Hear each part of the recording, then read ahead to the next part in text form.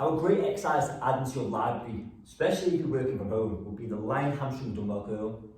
2 reasons. We do not isolate the hamstrings enough probably when we're at home. We've got Romanian deadlifts, using in compound, which is great. Good mornings, which I'm not a big advocate of. I have used them, but I don't think they're great. Split squats and lunges. There's not really much isolating the hamstrings alone. In a gym, we'll have the seated hamstring curl, lying hamstring curl, and you can do the exact same at home. Provided your bench goes on a bit of a decline, or you can take your knees off, it'll all work the same.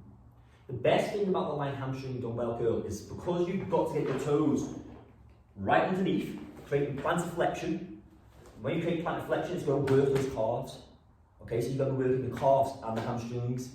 So for some people like yourself who don't have the biggest calves, it's a great exercise to get them working.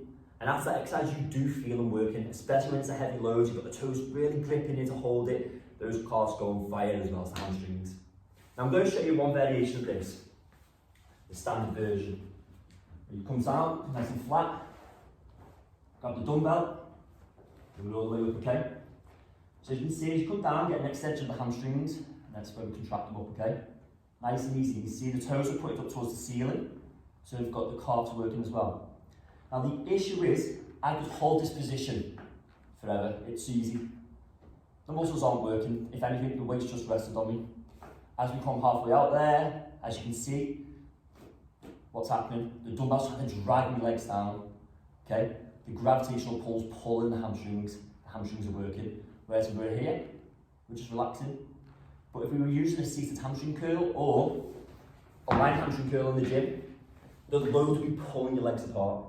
So what we want to do is, if you have got a light resistance band, set yourself up, pull it around, bar, anywhere really, door handle, somewhere where it's not going to fling back at you because that's going to hurt. What you're going to do is sit yourself back up again. Set those feet, put those toes up, with the hamstring, with the dumbbell up, and then come down. So as you can see now, as I pull up and fight with this, the resistance band's at its most lengthened state, and it's literally fighting with me, so I'm really fighting with this now to keep hold of it up here. I could not hold this all day, like the last exercise, without resistance band. The calves are working, actually my toes are really gripped in, the hamstrings are fired up, so I'm going to come back down, working the essential part of the lift, drive it up. It's a much more of a fight now.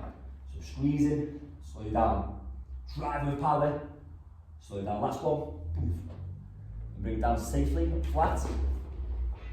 And as you can see, just by adding that resistance band, you've got to get those hamstrings really, really fired up and the calves.